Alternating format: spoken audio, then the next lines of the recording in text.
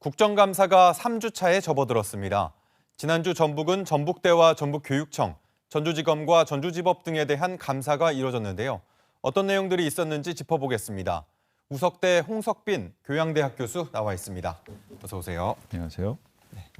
먼저 전주지검과 전주지법 국감 주요 쟁점부터 살펴보죠. 재판부 신뢰 하락 우려나 수사 공정성에 대한 지적이 잇따랐는데 어떤 내용입니까? 예, 검찰과 법원 모두가 이제 도마 위에 올랐습니다.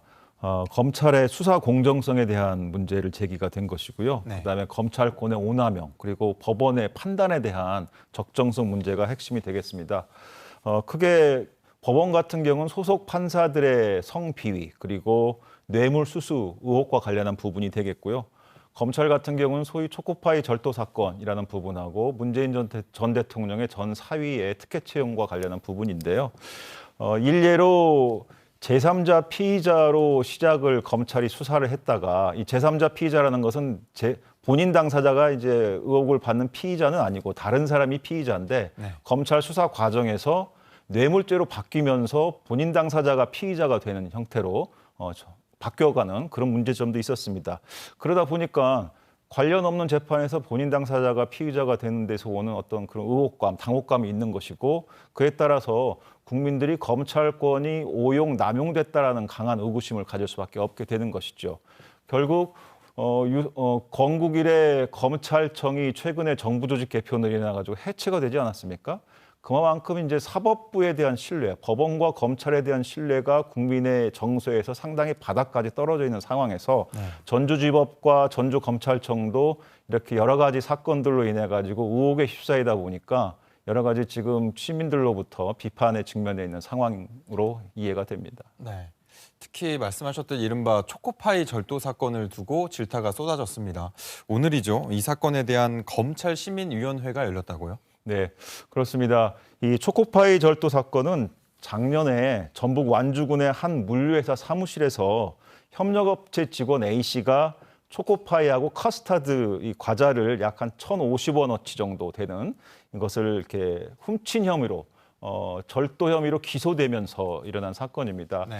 1심 판결에서 최종적으로 5만 원의 벌금형을 받았는데요.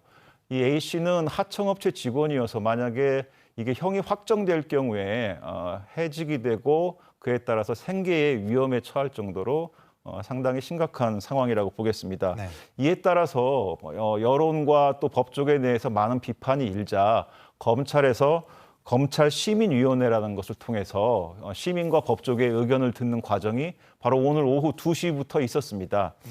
이 검찰시민위원회는 2010년도부터 시작된 것인데요. 검찰의 수사 공소 제기의 타당성과 그다음에 영장 청구의 적정성을 심의하는 차원에서 일어나는 행위입니다. 법조계와 시민사회 한 10여 명 정도로 구성이 되고 거기서 나온 심의 결과는 검찰한테 바로 통보가 되는데 강제 결과가 아니고 이게 권고 사항입니다. 따라서 검찰에서 채택할 의무는 없지만 이번에 국정감사 과정 속에서 전주지검이 이 검찰시민위원회의 심의 결과를 무겁게 받아들이겠다라고 표명을 한 만큼 오늘 나온 심의 결과가 향후 30일에 있을 제2차 공판에서 주요한 변수로 작용하지 않을까 이렇게 생각을 합니다. 네. 전북대 국감 내용도 살펴보죠. 교수 채용 문제라든가 논문 공장 실태, 개인정보 유출 사건까지 질타가 이어졌습니다. 제대로 된 해명은 나왔습니까? 제대로 된 해명이라고 하기엔 조금 미흡한 것 같습니다. 네. 우리 전북대학교가 이번에 미술대학 교수 채용과 관련한 부분, 그다음에 논문 공장이라는 사태, 그리고 32만 명 정도 되는 졸업생 등의 정보가 외부에 유출된 거 이런 것들 관련해서 이제 국감에서 심한 질타를 받았는데요. 네. 이른바 이제 논문 공장이라는 부분이 시청자 여러분들께서 좀 생소하겠지만 실제로 존재를 합니다. 한마디로 교수자의 연구의 핵심이라고 할 수 있는 논문을 대신해 주거나 아니면 논문 심사 과정을 논문 심사 편집위원을 매수하거나 해서 논문이 쉽게 통과될 수 있도록 그래서 게재가 될 수 있도록 하는 것이고요. 최근에는 이제 AI가 발전하면서 더더욱 이런 논문 조작에 대한 용이성이 생겼습니다. 네. 더 나아가서 이게 국제 범죄 사기단 형태로 더 발전을 해가지고 이 논문 공장에서 나온 상황이 굉장히 심각한 상황이고요. 우리 전체 이제 논문 공장에서 나온 이 문제되는 논문의 한 30% 정도가 되는 15편이 우리 전라북도에서 지금 나온 것으로, 전라북도 대학에서 나온 것으로 되어 있고, 그중에 이제 이번에 전북대가 한 3편 정도 이 논문 공장과 관련한 의혹에 이제 휩싸인 상황입니다. 전북대 총장은 지금 진행되는 여러 가지 수사 상황이라든가 미대 교수 채용 의혹과 관련 수사 상황이라든가 논문 공장의 실태, 그리고 32만여 명이나 되는 개인 정보 유출과 관련해서 수사 및 상황을 지켜보면서 향후에 이런 상황이 더 이상 발생하지 않도록 재발 방지 체계에 만전을 기하겠다고는 하나, 실제로 우리가 구체적인 뭐 논문의 명이라든가 그다음에 채용 비리와 관련한 진행 상황 이런 것들이 외부에 전혀 공개가 되고 있지 않기 때문에 과연 전북대의 자정 노력이 실체가 있는 것이냐, 말로만 보완하겠다는 거 아니냐라는 지적이 지금 있는 상황이고요. 우리가 뭐 시쳇말로 집에 금송아지 있다라고 해도 그거를 보지 않고서는 믿을 수 없는 거 아니겠습니까? 말로만 보완책이 아니라 구체적인 내용이 있는 실체적인 보완책을 내놓아야 될 것이라고 생각이 됩니다. 네. 교육감이 공석인 전북교육청 국감도 진행됐습니다. 어떤 쟁점이 있었습니까? 예, 전북교육청과 관련해서는 크게 두 가지 쟁점이 있었습니다. 하나는 정보교사 부족 문제가 심각하다라는 것이고요. 두 번째는 교육청의 예상 집행이 과연 효율적이냐, 관리상의 부정비리는 없는 것이냐, 이 두 가지가 되겠습니다. AI 시대의 정보교사는 굉장히 중요한 역할을 하게 되죠. 우리가 소위 인공지능 전환의 변화의 시대에 있는데요.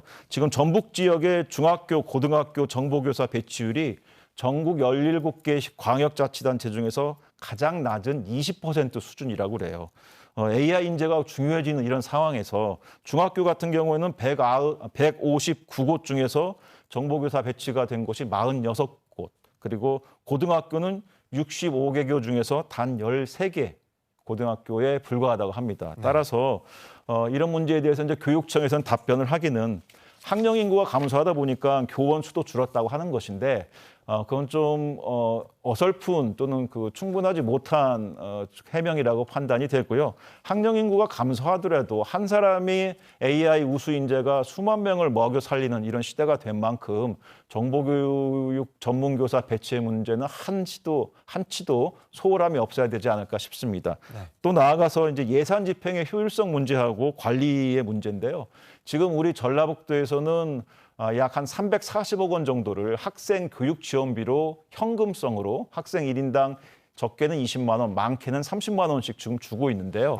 우리가 물고기를 잡아서 주는 것도 중요하지만 사실은 더 중요한 것은 물고기를 잡는 방법을 알려줘야지만 지속 가능성이 있는 거 아니겠습니까? 따라서 현금성 살포도 중요하지만 학생들이 미래에 동량으로 성장할 수 있게끔 학교 시설의 인프라 개선, 이런 측면에 대한 더 투자가 필요하지 않나. 그래서 현금성 지원과 시설 인프라 투자에 대한 균형성을 맞춰야 되지 않겠냐는 이런 지적이 있고요. 그에 따라서 교육청은 향후 이런 부분들을 주의해서 정보교육교사 충원이라든가 그다음에 예산의 효율성, 그리고 그 사용의 과정에 있어서 부정부패나 비리는 없는지 만전을 기하겠다고 얘기는 했습니다만, 이 문제도 역시 아직까지는 전북교육청에서 구체적으로 어떤 계획을 가지고 실시하겠다는 내용이 없어서 좀 지적을 받아야 되지 않을까 싶고요. 기타 이제 전북교육청에는 대안교실도 지금 우리 전북 지역에는 하나도 없습니다. 그래서 학생들을 위한 여러 가지 이런 시설과 학교, 그다음에 교사의 충원 이런 것들이